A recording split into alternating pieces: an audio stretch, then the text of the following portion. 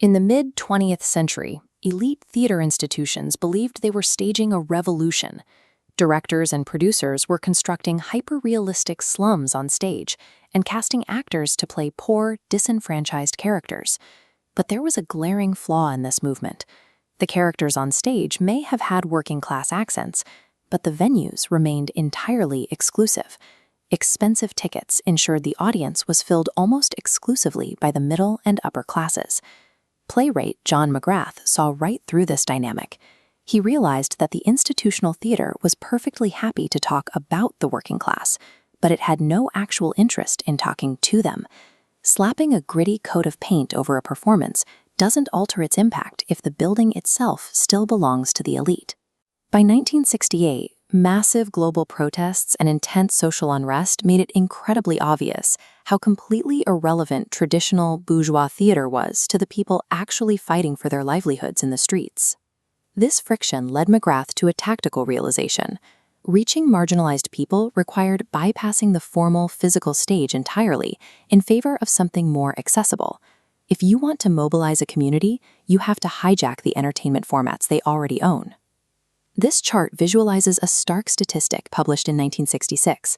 Just 7% of the UK population owned 84% of the nation's capital wealth. That massive inequality gave a radical theater company its name, 784. For 784, that economic disparity fueled their entire operating model. They intentionally bypassed the velvet-seated theaters of London to take their message directly to the workers actively being exploited by that wealth gap.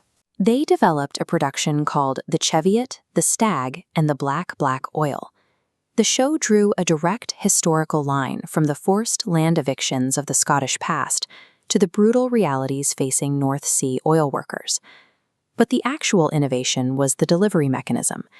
Instead of staging a serious drama, 784 formatted the entire play as a traditional Scottish dance party and toured it through village halls across the remote Highlands. They threw out the formal script. Instead, they relied on the fast, familiar mechanics of the ceilidh, using agitprop, giant pop-up books, and direct-to-audience singing to explain radical economics. Every performance ended with an actual collaborative dance. By breaking down the physical wall between the performer and the spectator, they built immediate cultural trust, turning a passive room into an active, organized community.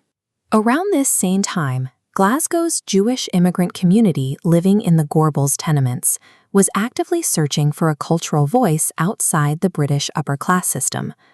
Led by a tailor named Avram Greenbaum, the Glasgow Jewish Institute Players built their art directly on the cultural DNA they brought with them. The energy of Yiddish theater mixed seamlessly with Scottish music hall vaudeville. Greenbaum even set up a transatlantic pipeline. He maintained a long correspondence with New York playwright Sylvia Regan, importing unpretentious American Jewish scripts directly from the Lower East Side to the Scottish working class. The Players delivered these stories using the punchy, direct-address style of the music hall. They relied on larger-than-life archetypes and catchy, locally authored songs to hold a rowdy crowd's attention.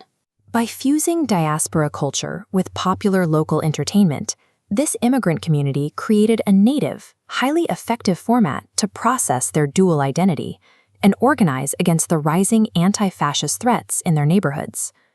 These localized movements birthed a breed of actor who discarded stiff classical training for raw, naturalistic performance.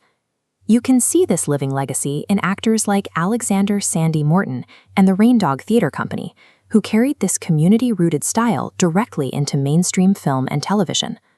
Along with contemporaries like Robert Carlyle, they could take localized classics, like a working-class Scottish adaptation of Macbeth, and perform them so naturally that the audience completely forgot they were even watching a stage play at all. This acting style gave physical form to the ethos pioneered by 784 and the Glasgow Players. It stripped away the artificial barrier between the artist and the worker. This chart maps how these localized 1970s experiments sparked a massive timeline of participatory theater.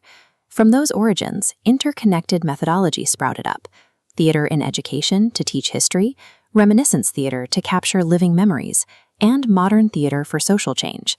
They all trace back to McGrath's central realization: To bring about a change in society, you must first bring about a structural change in the art itself. True radical communication can never be achieved by lecturing an audience from a pedestal.